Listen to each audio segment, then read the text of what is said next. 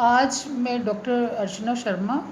मैं आज आपको प्रकाश प्रिय एवं छाया प्रिय पादपों के बारे में बताऊंगी, जिन्हें हेलियोफाइट्स एंड सियोफाइट्स प्लांट्स भी कहते हैं। पादपों के खुले अथवा छायादार स्थान पर उगने के आधार पर इन्हें निम्न दो समूहों में बांटा गया है। पहला प्रकाश प्रिय पौधे और दूसरा है छाया प्रिय पौधे। प्रकाश प्रिय पौधे, इसमें सामान्य वृद्धि प्रकाश में संभव है। इन पौधों का उदाहरण है सूरजमुखी। दूसरा है छाया प्रिय पौधे। ये मुख्यतः छायादार स्थान में प्राप्त मिलते हैं, जैसे एबीज। ऐसे छायातापी पौधों में कुछ प्रजातियां अधिक तीव्रता के प्रकाश को सहने में सक्षम होती हैं, जिन्हें वैकल्पिक सूर्यतापी या फैकल्टेटिव हेलियोफाइट्स भी कहते हैं। दूसरा है अविकल्पीय छायातापी, जिसे कि ऑब्लिगेट सियोफाइट्स कहते हैं, जिसका उदाहरण है एस्ट्रेसी कुल के एलिफेंटोपस पादप। इसको सूर्य के प्रकाश से इसकी मृत्यु तक हो जाती है। अब मैं आपको बताऊंगी दोनों प्रकाश प्रिय पौधे हेलियोफाइट्स और छाया प्रिय पौधे सियोफाइट्स में अंतर।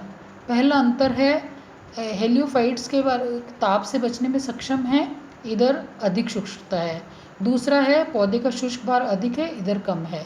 तीसरा है पुष्प और फल उत्पन्न करने की शक्ति है, इधर शक्ति कम है। चौथा है तने मोटे और अधिक विकसित काष्ठ है, इधर अपेक्षाकृत पतले और कम विकसित जाइलम युक्त है। पांचवा है अत्यधिक शाखित, इधर शाखाएं कम हैं।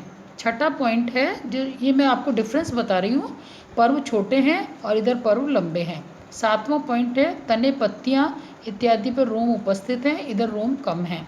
आठवां पर्णफलक छोटे और मोटे हैं, पर्णफलक दीर्घ आकार के हैं। नौवां खम्भ उत्तक विकसित है, इधर स्पंजी उत्तक विकसित है। 10वां जड़ें गहरी हैं, लंबी हैं, इधर जड़ें छोटी हैं। 11वां पॉइंट है वाष्पोत्सर्जन अधिक है, इधर वाष्पोत्सर्जन कम है।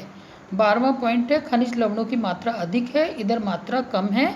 अब इसका उदाहरण प्रकाश प्रिय पौधे का, जिसके अंदर की सब अपने को मैं जो ऊपर बताए हैं वो सब मिलते हैं, हेलियंथस। और इधर आपका छाया प्रिय पौधे का उदाहरण है टेक्सस। अब नेक्स्ट है आपका तापमान। अब जैसे बता रहे हैं कि एबायोटिक फैक्टर्स हैं कि जो कि जिनमें कि जीव नहीं है। दो तरह के फैक्टर्स हैं, ये मैंने पहले आपको बताया था, बायोटिक और एबायोटिक। तो एबायोटिक में तापमान के बारे में अब मैं बता रही हूँ आपको। ताप पर्यावरण में गर्मी को व्यक्त करते हैं, जिसे फ़ारेनहाइट अथवा सेल्सियस डिग्री से दर्शाते हैं। तापमान एक परिवर्तनीय कारक है। इस समय मौसम, अक्षांश, ऊंचाई, दिशा, मृदा की बनावट, वनस्पति आदि कई फैक्टर्स जो हैं इस पे काम करते हैं। अब रॉन्कियर का वर्गीकरण है तापमान के अकॉर्डिंग। पहला है उच्च तापी, गर्म आवासों में जिनको कि वर्ष भर अधिक तापमान की आवश्यकता है। दूसरा है मध्य तापी, मीजोथर्म्स, ऐसे आवासों में जहाँ मध्यम जलवायु, अधिक गर्म या न अधिक ठंडी। तीसरा है न्यूनतापी, न्यूनतापी पादपों को वृद्धि के लिए कम तापमान की आवश्यकता है। चौथा है हैंकीस्टोथर्म्स, इसको पादप ठंडे तथा एल्पाइन क्षेत्रों में मिलते हैं।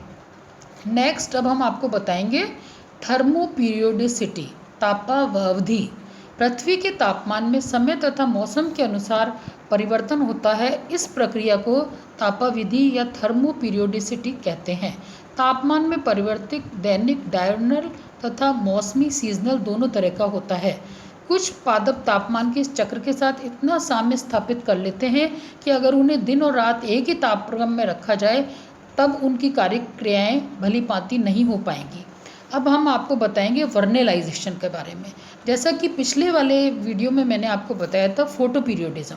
फोटोपीरियोडिज्म में क्या है कि जो दिन की लंबाई या दिन का जो अवधि है वो पौधे के पुष्प और फल लगने के लिए प्रेरित करता है।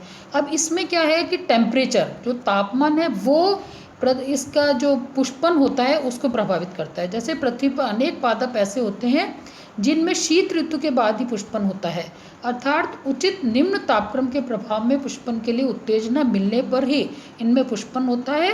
यह क्रिया बसंतीकरण या वर्नेलाइजेशन कहलाती है। अब ये दूसरा पॉइंट है डीवर्नेलाइजेशन या अबसंतीकरण।